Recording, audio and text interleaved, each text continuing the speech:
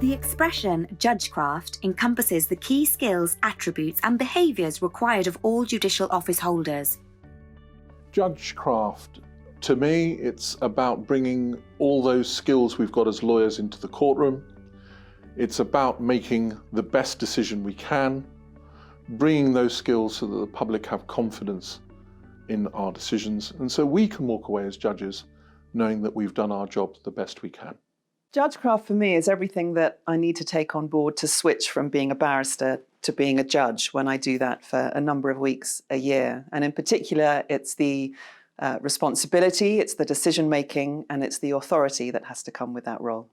There are many elements to Judgecraft. What's particularly important to me is being the most present that I can be during a hearing, and in particular listening to everybody who's present, which includes the panel members and also the parties. Judgecraft refers to a number of skills that are essential for me to carry out my job. For example, communication skills. It's very important that people who come before the court understand the proceedings, I can understand them so they can engage in the process. Judgecraft is the art of being a judge. It's how to do the job. It's about communicating, understanding, listening, and it has equality and fairness at its heart. The digital resources available provide comprehensive information about the skills, attributes and behaviours you will need for a judicial appointment. We interviewed 5 judges with the aim of sharing honest insights into the role. The following films will address a wide variety of topics and provide advice on the judicial application process. Well, shortly after qualifying, I was looking for other opportunities, development opportunities, and I met a deputy district judge in the magistrates' court who was female and Asian. And I was surprised to see a female Asian judge in the judiciary, and that's what inspired me to want to apply. I thought if I can aim that high and get somewhere close, then that would be an achievement in itself for me. Being a part-time judge as well as being a barrister, being a fee-paid judge as well, gives you a completely different perspective on how to apply the law and how your advocacy can be improved. And it feels very different sitting up there, actually sitting as the referee rather than one of the players. And it's a lovely change to not be fighting for one corner or another, but actually to be really focused on making sure the whole process is a fair one and that everyone in front of you comes away from that courtroom feeling that the right thing has been done, even if not everyone has the right answer. Well, I was a solicitor in private practice for 16 years. My first appointment was, in fact, as a parking adjudicator, dealing with parking tickets in London.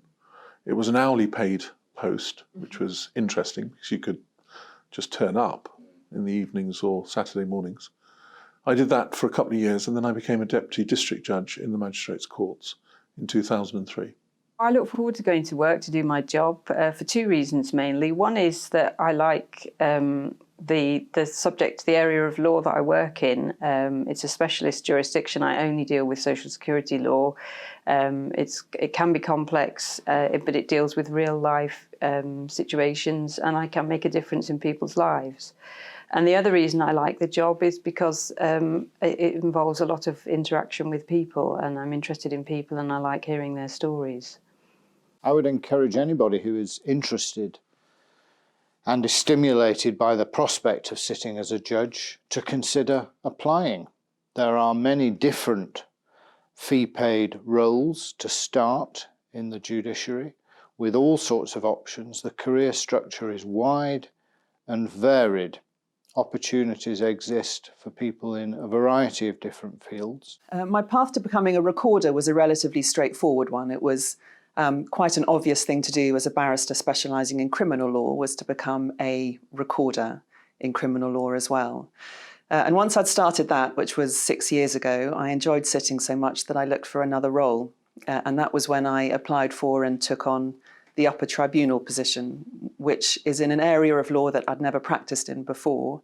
But I was comforted throughout the process that I could train myself up and be trained up if I got the job, which I did, and it's been fantastic.